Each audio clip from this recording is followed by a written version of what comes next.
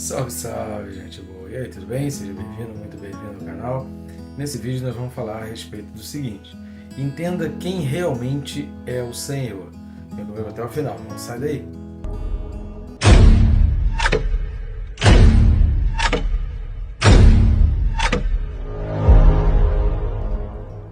E não deixe também de se inscrever. Eu conto contigo para clicar no botão aí de se inscrever, bem rápido e fácil. Aproveita que clica no sininho.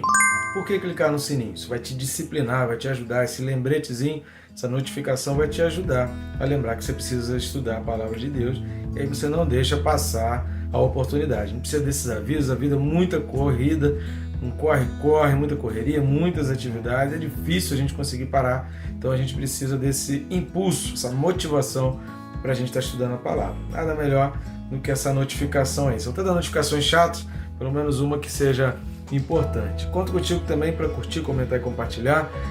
Curtindo e comentando o próprio YouTube já mostra esse vídeo para mais pessoas, que vai entender que esse vídeo é relevante, e compartilhando você leva para pessoas que nem eu nem o YouTube conseguiríamos alcançar. E assim nós vamos levando a palavra de Deus por toda a terra, cumprindo o ID de Jesus da maneira mais fácil.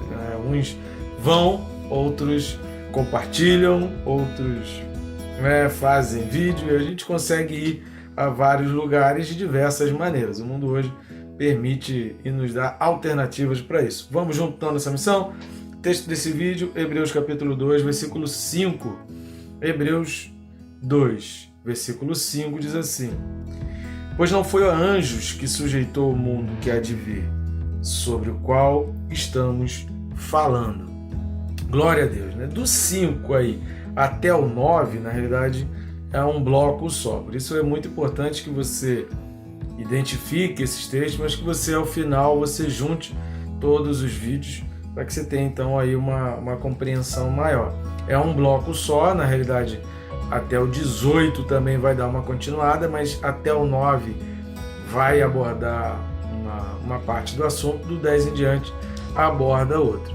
A gente vai, no próximo vídeo, ver os versículos de 6 a 8, onde a gente vai ver com mais detalhes a questão do sujeitar-se. Mas aqui nesse versículo 5 tem informações que são muito importantes. A gente primeiro precisa começar com essa expressão, né? Não foi a anjos. Não foi a anjos. Vamos dar uma lida em Efésios capítulo 4, versículos de 4 a 6, que diz assim: há somente um corpo e um espírito, como também fostes chamados numa só esperança da vossa vocação.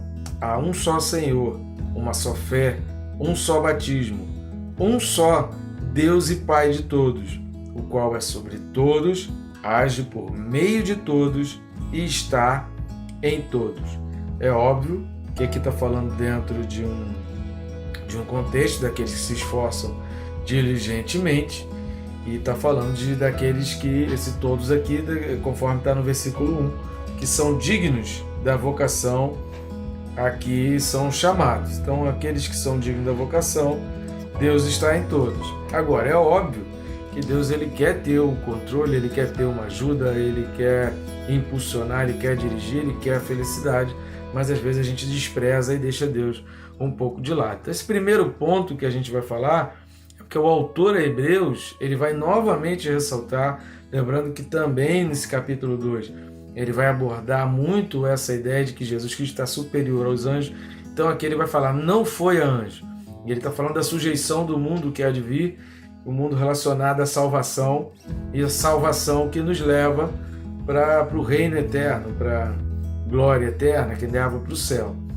Logo, o que a gente vai perceber aqui é, novamente, o autor fazendo essa comparação e colocando Cristo acima dos anjos. Não foi a anjos. O autor aos Hebreus reforça novamente a superioridade. Que o quê? Que sujeitou o mundo que há de vir. Sujeitou aqui, que é a segunda coisa que a gente vai ver, no grego hipotasso, que significa submeter ao controle, obedecer, sujeitar, submeter ao controle e obedecer. O que o autor hebreu está falando aqui é que não foi a anjos que Deus submeteu o mundo à obediência. Ou seja, precisamos entender que a nossa obediência não são aos anjos. A gente tem visto por aí, que você deve ter visto em muitas situações, se você é uma pessoa bem antenada, quantas pessoas estão idolatrando e valorizando demais seres angelicais. Tem até cultos em igrejas chamadas evangélicas, idolatrando e enaltecendo anjos e colocando anjos acima de Cristo. A gente precisa entender que os anjos não têm a sujeição do mundo que há de vir, ou seja, o controle sobre a nossa salvação, o controle sobre o céu, o controle sobre o reino dos céus, o controle sobre o mundo por vir que nós vamos adquirir, não está nas mãos dos anjos. A gente vai ver lá no versículo 8, que vai falar que colocou todas as coisas sujeitas e debaixo dos pés de Jesus Cristo. Não foi de anjo.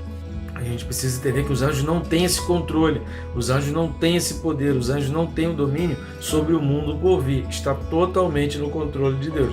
Isso nos faz pensar a respeito da nossa vida. Será que a nossa vida está no total controle de Deus? Você já pensou aí num controle de TV, num controle remoto de um ar-condicionado, num controle de um videogame, no controle de um jogo? Quem está jogando, quem está guiando ali o personagem, ou o carrinho, ou o avião, o que quer que seja que você esteja jogando, é quem está com o controle na mão.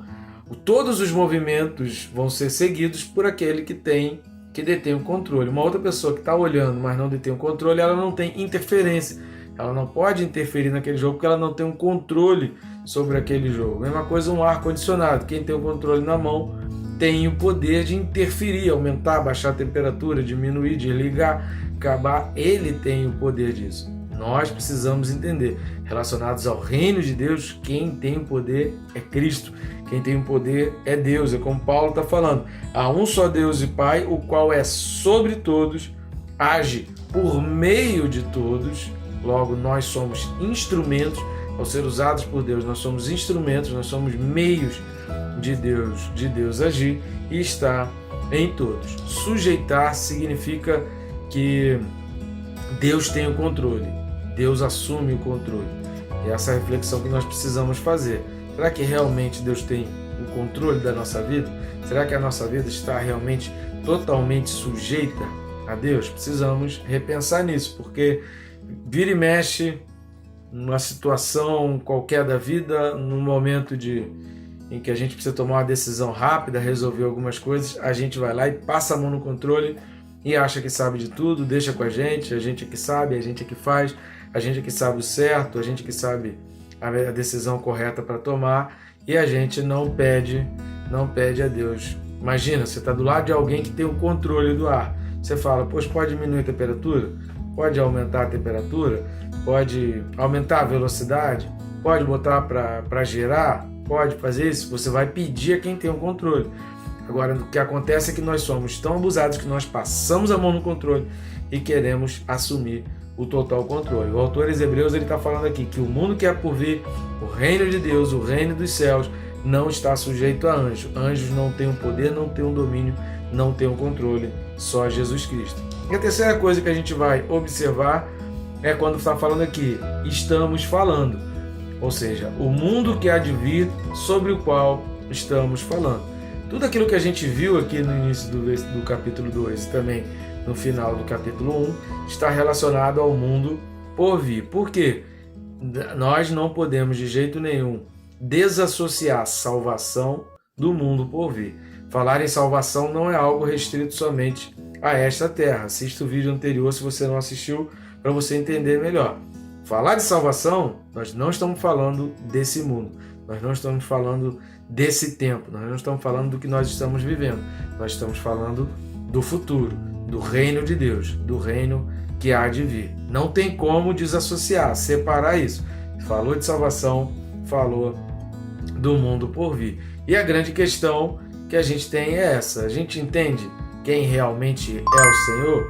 Porque é preciso muita maturidade para entender que o final das coisas estão sujeitas a Cristo. O final de tudo está sujeito a Cristo. Quanto antes a gente reconhecer e a gente entender, melhor para a gente, mais maturidade nós temos. Então entenda quem realmente é o Senhor de todas as coisas e deixe Jesus Cristo ser o Senhor da tua vida. Ele te abençoe, querido, rica e abundantemente.